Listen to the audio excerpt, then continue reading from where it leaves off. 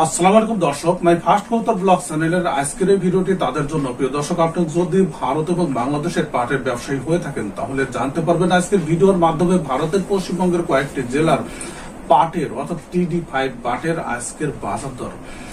প্রিয় দর্শক, my first কবুতর ব্লগ চ্যানেলটি সংগৃহীত তথ্য মতে আজকে ভারতের পশ্চিমবঙ্গের উত্তর দিনাজপুরের রায়গঞ্জে TD5 পাট প্রতি কুইন্টাল বিক্রি হচ্ছে 5,050 রুপি থেকে 5,150 রুপি পর্যন্ত। এছাড়া মুর্শিদাবাদের কাশিম বাজারে 5,150 রুপি থেকে 5,250 রুপি পর্যন্ত প্রতি কুইন্টাল পাট বিক্রি হচ্ছে।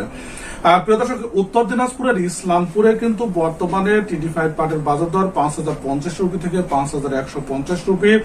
মেদিনীপুর জেলার ঘাটাইলে কিন্তু বর্তমানে TD5 পাটের বাজার দর প্রতি কুইন্টাল 4,800 রুপি থেকে 5,000 রুপি পর্যন্ত।